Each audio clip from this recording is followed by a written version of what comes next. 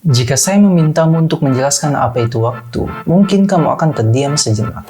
Waktu terasa begitu dekat, dan sekaligus juga terasa begitu jauh. Hal ini kemudian memunculkan kalimat yang sangat terkenal. If nobody asks me, I know what time is, but if I'm asked, then I'm at loss what to say. Waktu adalah salah satu properti alam semesta yang sangat misterius, dan ia mengisi experience kita dari segala arah. Kita menjalani kehidupan dengan jam dan kalender. Kita bahkan merayakan tahun baru dengan kembang api yang sangat menakjubkan. Tapi apa sebenarnya yang kita rayakan? Saya bahkan tidak mampu menyelesaikan kalimat ini tanpa menggunakan waktu sama sekali. Kalimat-kalimat seperti waktu adalah uang, atau waktu pasti berlalu, atau waktu yang salah adalah tanda bahwa kita membicarakan waktu sepanjang waktu. Tapi apa sebenarnya waktu itu?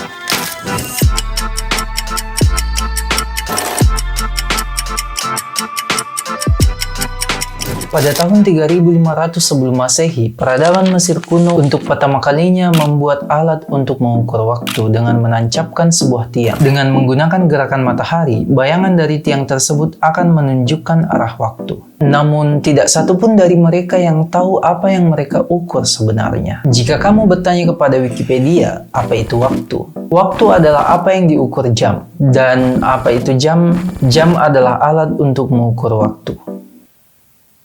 Waktu pada dasarnya berhubungan dengan ruang. Jika umurmu sekarang 25 tahun, itu berarti bahwa bumi telah mengelilingi matahari sebanyak 25 kali sejak kamu lahir. Jadi, ada hubungan antara bumi yang bergerak dalam ruang dan berlalunya waktu. Mereka seperti saling terkoneksi satu sama lain. Namun, dalam ruang, kamu bisa bergerak kemana saja yang kamu inginkan. Kamu bisa maju, mundur, ke atas, ke bawah, dan sebagainya. Namun, sayangnya, dalam waktu, kamu hanya bisa bergerak maju. Dan, jika kamu tidak bergerak sama sekali di dalam ruang, waktu terus saja bergerak maju. Kamu tidak punya kemampuan untuk membuat waktu berhenti bergerak. Fenomena ini disebut sebagai the arrow of time, atau panah waktu. Saya akan menjelaskan bagaimana the arrow of time bisa terjadi. Namun sebelum itu, kita harus mengetahui terlebih dahulu apa itu waktu.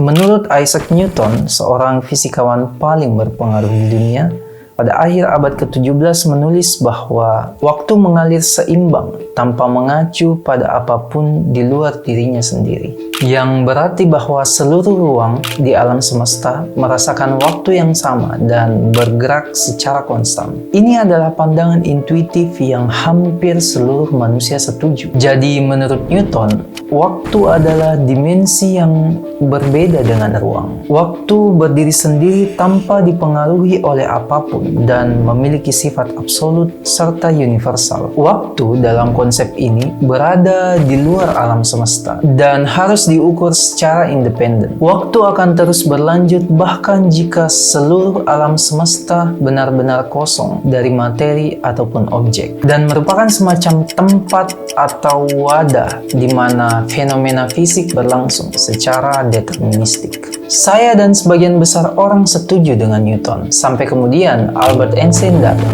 Dia mengemukakan teori baru yang mencoba mengubah pemahaman kita mengenai waktu. Einstein menyebutnya dengan nama teori relativitas. Teori relativitas mengatakan bahwa waktu bergerak linier ke semua orang, namun tidak memiliki kecepatan yang sama dalam situasi tertentu. Seperti ketika sebuah objek bergerak mendekati kecepatan cahaya dan ketika berada di dekat supermassive black hole. Einstein menyadari bahwa ada masalah kelenturan waktu di sini. Dia berusaha menyelesaikan masalah tersebut dengan menggabungkan ruang dan waktu menjadi satu kesatuan ruang-waktu. Di sini, waktu tidak lagi diperlakukan independen terhadap ruang seperti yang dilakukan oleh Newton. Namun, ruang dan waktu menyatu dalam satu kesatuan. Dengan 3 dimensi ruang, 1 dimensi waktu menjadi 4 dimensi ruang-waktu. Karena ruang waktu telah menyatu, maka kamu bisa bergerak dalam ruang dan memperlambat waktu sekaligus dengan cara menambah kecepatanmu di dalam ruang. And the larger the change of velocity, the larger the angle you turn from time to space. Dan ingat bahwa ini bukan sekadar konsep belaka. Hal ini benar-benar terjadi di dunia nyata. Jadi, teori Einstein sepertinya membuktikan bahwa waktu berkontribusi dalam struktur dasar realitas. Namun, ada satu misteri yang belum terpecahkan. Jika ruang dan waktu menjadi satu, mengapa kita bisa bergerak ke segala arah dalam ruang, namun hanya bergerak satu arah dalam waktu? Jika kamu pergi belanja dan melupakan sesuatu, kamu bisa kembali ke toko tersebut dan membeli barang yang kamu lupa. Namun waktu yang berlalu tidak akan bisa terulang kembali. Waktu tersebut telah masuk ke masa lalu. Jadi waktu selalu bergerak maju ke depan seperti panah, sehingga disebut juga sebagai the arrow of time atau panah waktu.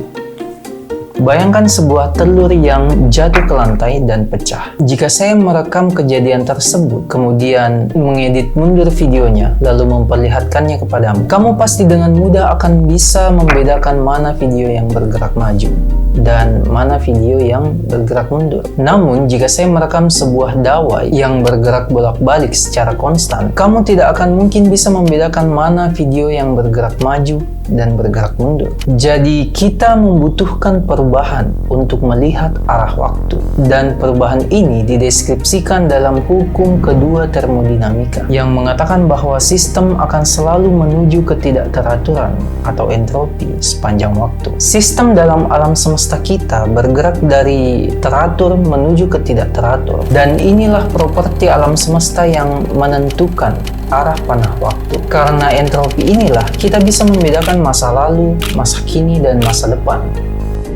Entropi didefinisikan sebagai tingkat ketidakteraturan dalam sebuah sistem. Ketika telur jatuh dan pecah di lantai, telur yang utuh memiliki entropi yang rendah dan telur yang pecah memiliki entropi yang tinggi. Dan sesuai dengan hukum termodinamika kedua, entropi akan selalu bergerak dari entropi rendah ke entropi yang tinggi. Artinya bahwa telur akan selalu cenderung untuk bergerak dari telur utuh ke telur pecah dan bukan sebaliknya. Dan karena itu pula kita bisa melihat arah waktu yang bergerak maju. Kamu mungkin akan bertanya, jika entropi selalu bergerak dari rendah ke tinggi dan hal tersebut menentukan arah waktu, jadi hari ini memiliki entropi yang tinggi daripada kemarin? Dan jawabannya ya, betul sekali. Hari ini memiliki tingkat ketidakteraturan yang lebih tinggi daripada kemarin. Dan jika kamu putar balik ke belakang terus-menerus, kamu akan sampai pada Big Bang,